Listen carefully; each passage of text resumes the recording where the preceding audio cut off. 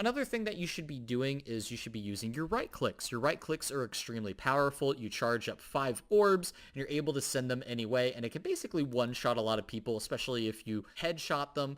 And if they're discorded, you don't even have to worry about headshots, or if you're just able to land every single one into them. It kind of depends on who you're trying to go for. But right clicking is something that you can cancel with a melee, which is something you should always try to do. If you're using your left click and just kind of spamming it, I think that's better for team fights. Your right click orb, however, is better used when peeking around corners, when trying to just protect yourself, just randomly, maybe something like, for example, this tunnel right here.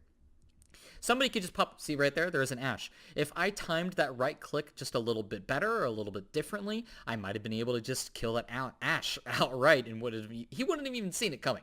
Or right there, I was able to right click the Ashe and he wouldn't even be able to react to it. I mean, the right click is extremely powerful. Spamming left click is good, but it has its disadvantages, especially when the fight hasn't really happened yet. In a pre-fight situation, right click is better than left click. Right click is going to get a surprise burst damage kill on somebody. Your left click is going to give people time. Like if you hit somebody with a left click orb, they can crouch, they could use ADS movement to try and dodge the attacks. They could try to find cover and not peek and then heal up. There are a lot of things that left click can, do decent damage in a team fight, but right clicking has more kill potential. You want to use your right click and charge up a right click pretty much at every opportunity you have. Every time there's downtime, you should be charging up right clicks and just shooting them at areas, common routes, common choke points, and that's what you should do at the pre-fight phase. During fights, you should focus on left click because it will be more consistent and more overall DPS, which means more ult charge and more pressure and damage to the enemy.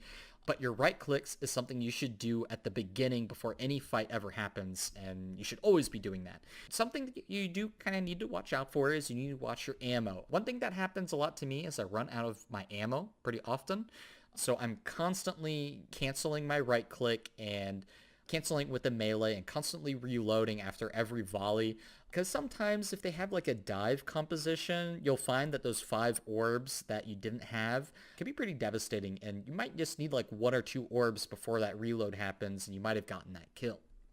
One of the reasons why you cancel the right click is because you want to make sure you don't reveal your position to the enemy. If you shoot a right click orb, for example, you just shoot a right click orb, people are going to see that. People are going to notice it, and then bam, they know where you are. And if they know where you are, you're a very high dive target. You're very easy, very squishy, vulnerable kill for the enemy team. So if they know where you are, and they're running like a Genji, Tracer, Winston, Diva, Doomfist, some sort of dive hero, or even a sniper, they're going to go for you and kill you, especially in this situation. For example, look at where I am compared to the rest of my team. I'm sitting here alone. I think this is the right position to be because I have better line of sight of shooting them and stuff, and we don't know what their team composition is yet. If they have a Widowmaker, you might have to watch out. But in this situation, if I'm alone and the enemy team is running dive or something, they could all dive me, and my Zarya, my Reinhardt, they're not going to be able to help me. It's going to be literally only an Ana who might be able to heal me, depending, because there could be a Winston bubble, like a Winston bubble or a Diva Defense Matrix blocking the heals, and Lucio might be able to get to me in time, but basically I'm at a disadvantage. So right-clicking and canceling the right click is very important. You want to only right-click when you know somebody is going to kind of come up and be there. See, for example, I didn't really know he was there. I was just guessing. You can kind of have educated guesses on where people are going to be simply by doing a head count. For example, if I saw the enemy team and I'm like, okay, yeah, I see, 3 or 4 of them, and obviously their healers are going to be like back here, but I haven't seen that one guy. Where is this one guy? Where's that one DPS player at, right? That I see the Reinhardt, I see Diva, check, I see the Harmony Orb, so I know there's a Zenyatta somewhere back here, but there's one guy who's missing. Where is he? And at that point, you gotta ask yourself that question. Where is that guy Zenyatta? You always need to kind of take like a second or two every once in a while and have a right-click volley and have it ready to look at the flank routes. You always need to watch your back. It's very important. You're very high priority and very easy kill target for a lot of dive heroes and flank heroes. So you always want to make sure that you watch yourself. And just do simple head counts and kind of just always try to figure out where the enemy is.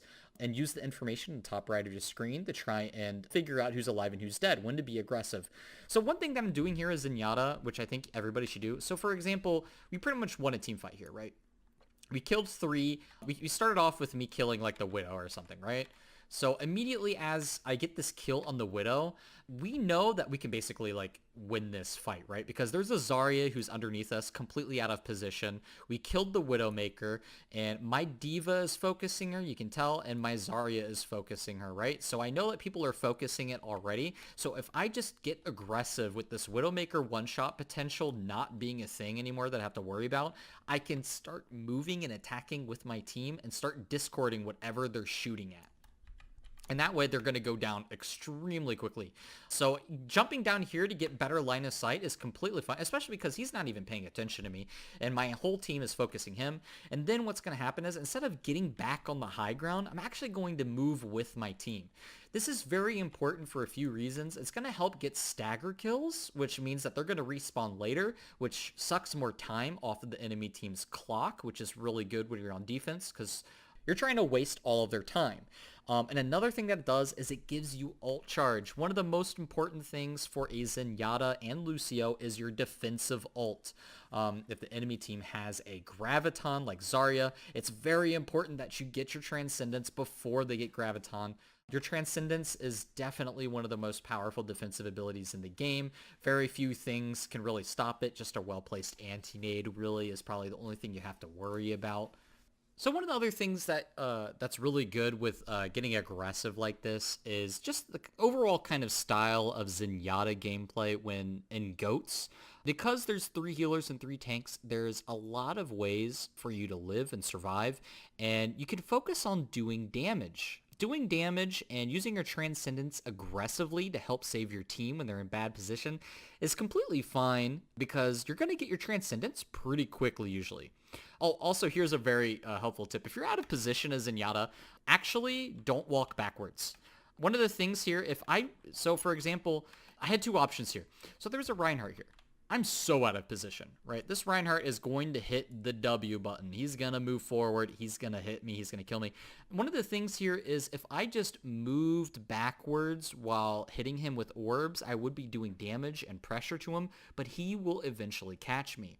I'm pretty sure this is for every hero, but you move slower. Not like a noticeable amount. You'll probably never really even realize it, but you move slower when walking backwards. And this is especially, like, you'll notice this very much so on Zenyatta because he is one of the slowest heroes in the game.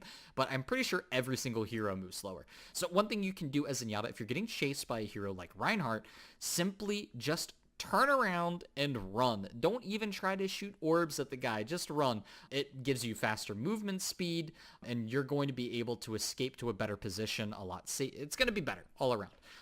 I believe this applies to almost every hero. I could be wrong with that. Luckily, we're able to burst that Reinhardt down. Even though I get shattered, Discord Orb lets my team do all of the work. So even if I don't get some orbs in, just simply discording a Reinhardt and having your entire team focus them, it really is amazing just what's like the damage output, because that's just like the real strength of Zen goats, right? You get a Discord Orb on a target, you ram into them, you focus them, and there's nothing they can do, especially a Reinhardt, because Reinhardt doesn't really have any mobility compared to like a Winston or, you know, some other tank. So really in this game, that's pretty much the end of this one. Unfortunately, the enemy team had 2 disconnects. What happened was that was actually a Overwatch team house or something, and I guess the Overwatch team house ended up disconnecting. Unfortunately, they had bad internet or bad Wi-Fi, and their whole team house shut down. And because of that, their players who were duoed together ended up disconnecting. So rather sad, unfortunate, it happens. But overall, I think this was a really fun game. I thought I played pretty well on Zenyatta. I wanted to share it with you. He's definitely one of my more favorite heroes to play. It's kind of like playing a DPS hero a little bit. You're more of like a glass cannon, right? You're that type of hero that can die really easily.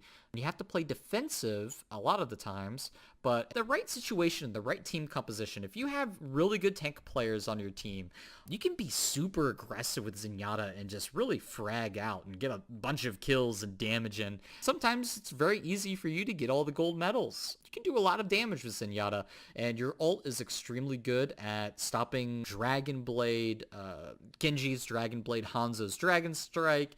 It stops Zarya's Graviton. It doesn't quite stop Pharah's Barrage. It depends on how close to the ground she is. It'll stop Death Blossom. It's really good if you can hide and use it against the Sombra's EMP. There are a lot of things that you can use it on. So Zenyatta is very good in almost every team composition as a off healer. So yeah, I highly suggest going out there and playing Zenyatta. I think if you're looking to climb the ladder and play him, he's a very strong pick because it feels like a DPS hero when you're playing him. Although you are healing and your ult is saving people's lives and you're making your team do more damage, you're also doing a ton of damage yourself. So if you feel like your team needs more damage, don't hesitate to pick Zenyatta instead of a DPS hero, because you will be able to do a ton of damage and work as Zenyatta alone. So anyways, that's all I have for today, guys. Thanks so much for watching, and I'll see you guys next time.